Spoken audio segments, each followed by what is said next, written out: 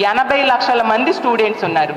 ఎవరి అకౌంట్లో ఈ 15,000 రూపాయలు మీరు వేశారు? ఏ విధంగా మీ సూపర్ 6 హామీలు అమలైపోయాయని, సూపర్ సక్సెస్ అని మీరు చెప్తున్నారో నేను అడుగుతూ ఉన్నాను. ఇప్పుడు చూస్తే ఈ పథకం గురించి ఉలుకు లేదు, పలుకు లేదు. మళ్ళీ అడ్డంగా మేము అమలు చేసేసామని వాదిస్తూ ఉన్న పరిస్థితి. మీ మంత్రులు, మీ ఎమ్మెల్యేలు, మీరు బహిరంగ సభల్లో వీళ్ళింటింటికి వెళ్ళి ఈ తల్లికి వందనం పథకం గురించి ఓదరగొట్టేశారు. నీకు 15,000, నీకు 15,000, నీకు 15,000 కనిపించడం భయం చిన్నపిల్లలు.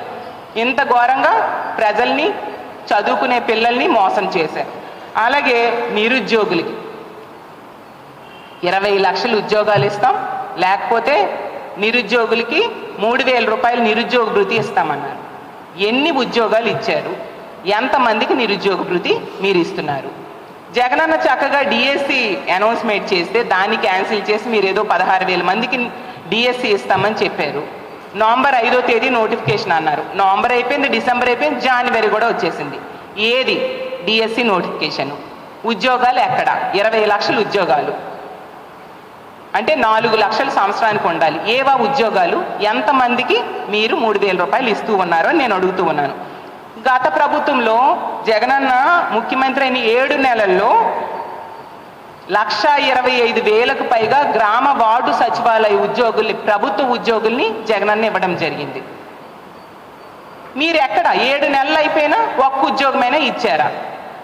ఆ పైన జగన్మోహన్ రెడ్డి గారు 2,60,000 మంది వాలంటీర్లకి ఒక భృతి ఇచ్చి 5,000 రూపాయలతో వాళ్ళకి ఉపాధి కల్పిస్తే ఈరోజు వాళ్ళందరికీ ఉపాధి లేకుండా చేశారు. ఎన్నికల టైంలో చిచిచి 5,000 ఎందుకు, 10,000 ఇస్తాం మేమనేసి ఆ వాలంటీర్స్ అందరికీ మభ్యపెట్టి ఈరోజు కనీసం 10 రూపాయలు కూడా వాళ్ళకి ఇవ్వకుండా, కనీసం ఉద్యోగాలు కూడా లేకుండా చేసి వాళ్ళు రోడ్డును పడేట్టుగా ఈ కూటమి ప్రభుత్వం ప్రవర్తిస్తూ ఉన్న పరిస్థితి ఈ రాష్ట్ర ప్రజలందరూ కూడా గమనిస్తూ ఉన్నారు. అలాగే తీసుకుంటే ఆ రామానాయుడు గారు అయితే వాలంటీర్ల దగ్గరికి వెళ్ళి ప్రచారంలో మీకు ఉద్యోగాలు జీతం 10,000 చేస్తాను, 10,000 ఈ కూటమి ప్రభుత్వం అధికారంలోకి వచ్చాక చేస్తుంది, మీకు జీతం పెంచిన వెంటనే జున్ను పట్టుకొని మళ్ళీ నా దగ్గరికి వచ్చి థ్యాంక్స్ చెప్పండి అని చెప్పారు.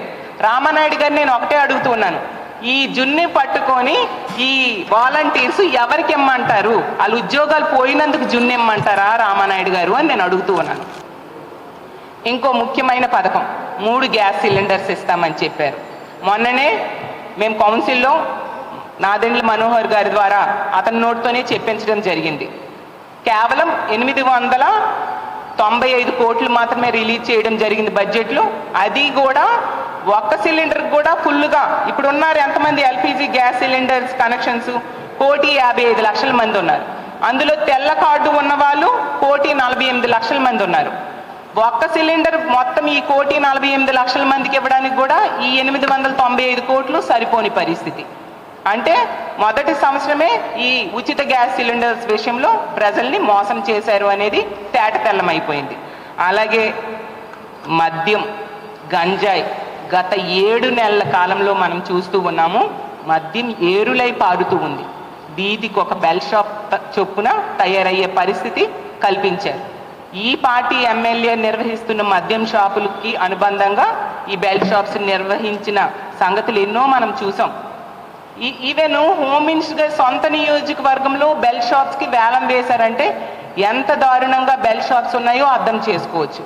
బెల్ షాప్ దొరికితే 5 లక్షల రూపాయలు ఫైన్ వేస్తామని చెప్పారు. ఎంతమందికి ఫైన్ వేశారు? ఎన్ని బెల్ షాప్స్ని మీరు పట్టుకోగలిశారు అని నేను అడుగుతూ ఉన్నాను.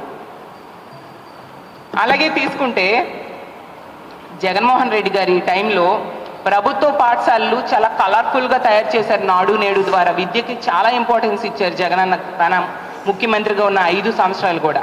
ఇప్పుడు తీసుకుంటే వైన్ షాప్స్ చాలా కలర్ఫుల్గా ఈ కూటమి ప్రభుత్వం గత 7 నెలలుగా తయారు చేసిన పరిస్థితి మనం చూసాం.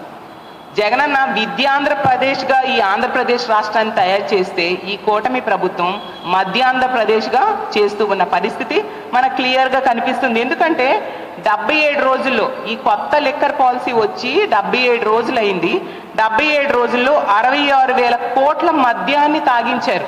మరి మధ్యాంధ్రప్రదేశ్ అనకు ఇంకేమంటారు? ప్రజలు, ముఖ్యంగా మహిళలు ఈ మద్యం తాగి చాలా అఘాయిత్యాలు, దాడులు, అత్యాచారాలు జరుగుతున్నాయి. నిజంగా ఈ కూటమి ప్రభుత్వం అధికారంలోకి వచ్చాక ఈ రాష్ట్రం మధ్యాంధ్రప్రదేశ్గా మారిపోయిందని ఎంతగానో బాధపడే పరిస్థితిని తీసుకొచ్చారు. అసలు ఈ రాష్ట్రాన్ని, పేద ప్రజల జీవితాల్ని ఏం చేద్దాం అనుకుంటున్నారు మీరు అని చెప్పాల్సిందిగా అడుగుతూ ఉన్నాను. తీసుకుంటే 28,40,000 కేసులు బీర్ల అమ్మకాలు జరిగాయి. అలాగే 87,82,000 కేసుల లెక్కర అమ్మకాలు జరిగాయి. ఎంత ఘోరంగా బెల్ షాప్స్ పెట్టి మద్యం ఏరులై పారించేట్టుగా ఈరోజు ఈ కూటమి ప్రభుత్వం మద్యం పాలసీని అమలు చేస్తూ ఉన్న పరిస్థితి. అసలు పల్లెల్లో ఏటీఎంలు ఉండవు చాలా దగ్గరలో, కానీ ప్రతి పల్లెలో కూడా మద్యంలో ఏటీఎంలు, అంటే ఎనీ టైం మద్యం దొరికే పరిస్థితిని ఈ కూటమి ప్రభుత్వం ఈరోజు కల్పించింది.